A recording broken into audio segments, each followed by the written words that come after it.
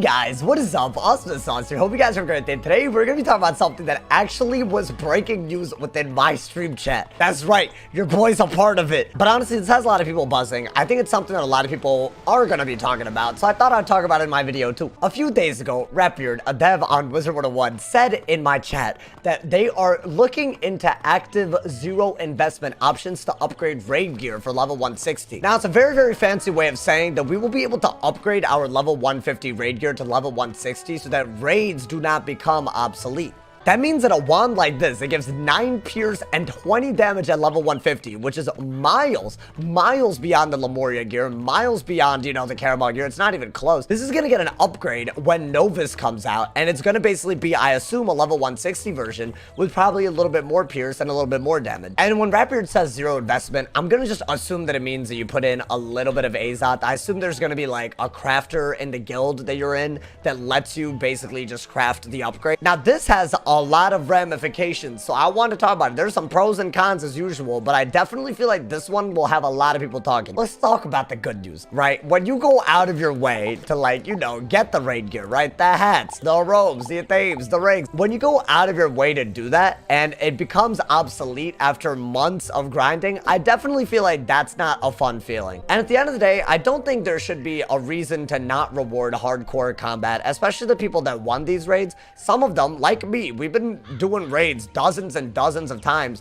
to collect all the gear. For all of that to have become worthless in a span of like 2 months, especially when raids were disabled for one of those months, it would be like a huge kick in the nuts. I'll be honest. Like, if you grind like crazy and then the gear just becomes obsolete, I don't think so. I don't think that's a good idea. So I'm glad that they're not, you know, throwing out the players that have been putting in a lot of time testing out one of the newest features in Wiz to the curb. I'm glad that's not happening. But I also think there's a lot to talk about when it comes to raid gear in general and what it would look like at level 160. Let's talk about the life gear. All right, let's talk about that first, because I think that's something that a lot of people have a lot of opinions on. This gear is very powerful already at 150. When you look at the void robe, you're looking at a 14 outgoing robe. You're looking at a hat that gives 8 outgoing. The boots give 10 outgoing, and a thame gives 14, and the ring gives 17. There's a lot of outgoing here, and all of the void gear still gives pierce. It's really, really good. I have a feeling if they're gonna make, like, by the way, this is without, you know, like, this is just with the medic pet without the boots. I already have 65 outgoing. I feel like if they add more and more outgoing to this void gear, it's fine, but I definitely think that they need to look into a resist limit type thing for healing and outgoing. I think once you have these types of stats, like actually decent hitting stats, right, like 130-ish damage, more than 30 pierce, when you reach that area, I feel like you're getting to the point where adding more and more outgoing is not going to help the PvP meta. I feel like they need to add like some kind of outgoing drop off at around 50%. And I think that number just comes from the fact that after that, once you get to like 70, 80, 100 outgoing, once you get to that point, your heals are just outdoing shads, even when people have really high pierce, really high damage, even when they have a buff, they have bubble control. It's already pretty brainless that you can just have bubble control because you have Sanctuary and Circle of Thorns, and only technically Death could ever technically fight it. I'm all for them adding more outgoing, but I hope they do it in a balanced way, and I hope they also look into the other tools that you might use as someone who's not trying to kill the opponent, but just trying to bubble spam, guiding light spam, and heal off Rasalkas like they're nothing. Once again, I even think 65 outgoing is too much right now, especially with the way spells are balanced. I hope they look into that. I don't mind more outgoing. I hope there's a drop-off that's accompanied by it, or at least a reduction in the tools that you can use to make your heals more and more powerful. Guiding light, sanctuaries, dryad, these are all things I need to look at. But life is not the only, like, raid gear I have in school that it might look weird if it goes up to 160. Frankly, I'm not even sure how upgrading some of this gear to 160 could work, even outside of the healing gear. Like, for example, right, the storm one, this thing gives 10 pierce and 21 damage. It's slightly lower damage than you would think for a storm, but the 10 pierce is absolutely nuts.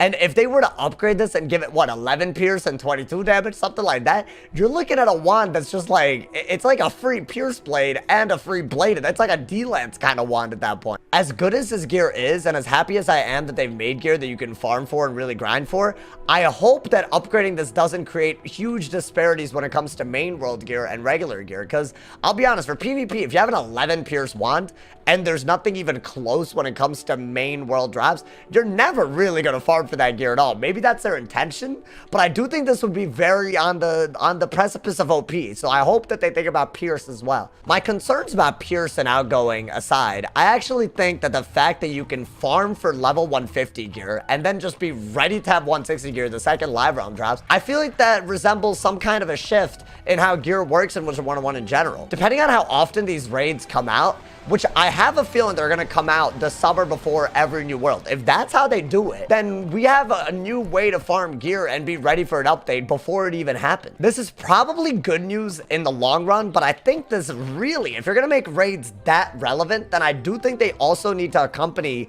the raids that drop really good gear. They need to accompany them with more accessibility, and I think that's something that a lot of people have an issue with. A lot of people do not want to jump into a voice call to do a whole ass raid for 3 hours with 11 other people. First off, socially, that's a nightmare for some people, me included. I think it's overwhelming to be surrounded by 11 people. I know I stream a lot. I know it's like, what you talking about, bro? No, for me, it's weird, bro. That's a lot. It's an overload. Like, I can do like maybe like 8 people. 8 people is fine. I think 12 is where we're really, I don't know, when it's all intense and like we're trying to communicate, it gets to be a lot. And beyond that, it is also kind of weird when there's like an age difference between 2 people when they're trying to do raids and you don't want to be in a voice call with someone who's way younger than you, right? There's a lot of problems with needing to be in a voice call to do a raid effectively. I think they need to make it hard, but also add a lot of menu chat options, add a lot of presets where you can talk, do stuff like that. Maybe unlock presets as you do raids so that it doesn't give away what you're supposed to know, but once you know it, you can communicate it better. I also think building a guild needs to be way better. Having 12 people online is hard. I think we need a kiosk for guild making, something that has some sort of survey where you can tell what days you're actually going to be available, some survey about your play time, something where you can find people that play similar times to you and have a similar level of, like, you know, casualness or, like, you know, try hardness as you. If raids genuinely do become a once-a-year thing, and they cycle like that, right? Where you can actually farm the gear in advance, like 10 levels in advance. I mean, it must become more accessible, right? It doesn't have to become easier. It just, the foot inside the door needs to be easier for people. All in all, I'm sure the people that have raid gear are going to be very happy about this. I guess I'm one of them. And I'm sure the people that haven't had the chance to do raids are probably going to think it's sort of unfair. I think the disclaimer that I have to put at the end of this video, raid gear, like every other piece of gear in this game, does have trade-offs. There's no guarantee that raid gear is going to be the best. I think the only definitively best gear right now in terms of raid gear are the wands, because they give a good amount of pierce, and obviously the outgoing gear for life. I think beyond that, if you're not doing raids, you're not missing out on too much when it comes to PvP stats, maybe just certain strategies and certain play styles. Let me know what y'all's opinions are about this change, y'all. I really want to know what y'all have to say about this, because honestly, I want to know about the people that do raids and don't do raids. What y'all thinking about the zero investment upgrade options for raid gear? Thank you guys for all the love, man. I'll see y'all soon, man. Stay awesome on the streams. I'll see y'all soon. Stay awesome, and yeah.